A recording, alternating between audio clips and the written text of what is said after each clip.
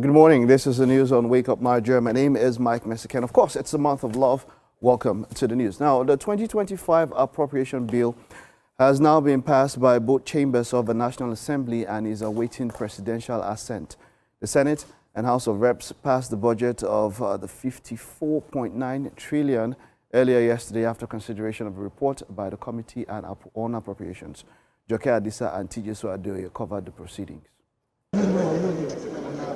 After weeks of interface with government ministries, departments and agencies at the budget defense sessions, the Senate Committee on Appropriation lays its report with recommendations on the 2025 appropriation bill. Point of order.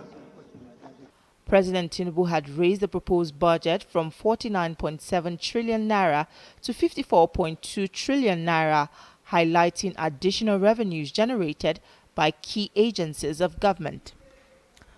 The committee has now recommended an additional 750 billion naira, raising the budget to 54.2 trillion naira.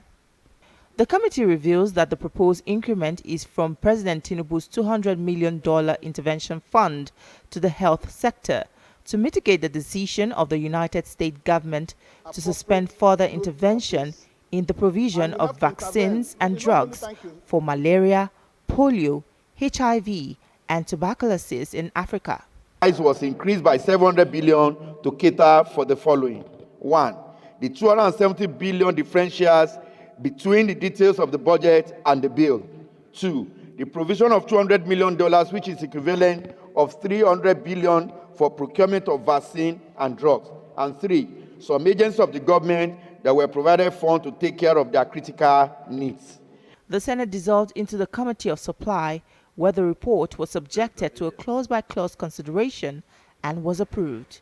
1,624,250 naira only is for contribution to Development Fund for Capital Expenditure for the year ending on the 31st day of December.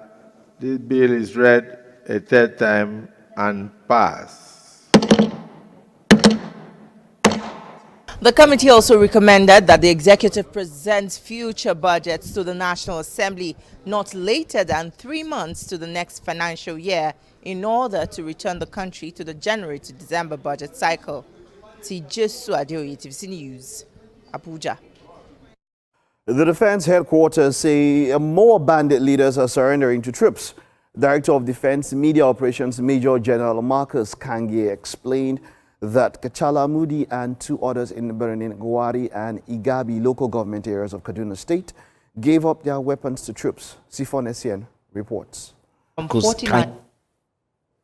Operations across the country. Between 3 January and 13 February this year, a total of 75 terrorists were neutralized, while 138 suspected others were arrested.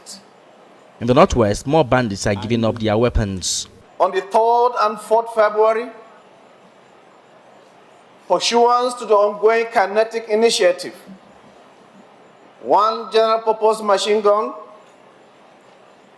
1 AK-47 rifle, 1 fabricated AK-47 rifles were received from a repentant terrorist identified as Kachala Mudi, and 2 others in Benin, Gwari and Igabi local government areas of Kaduna State.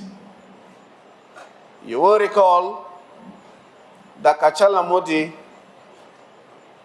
used to be one of the terrorist leaders. But troops are also scaling up the fight against adamant bandits, taking them out on the battlefield. On 4th February 2025, troops while on fighting patrol responded to information about terrorist activities and made contact in Malfashi local government area of Katsina State. Following a firefight, 5 terrorists were neutralized, while 5 kidnapped hostages were rescued. There are indications more bandits want to give up fighting and surrender the troops. But what is uncertain is if they've turned a new leaf. Sifon Essien, TVC News, Abuja.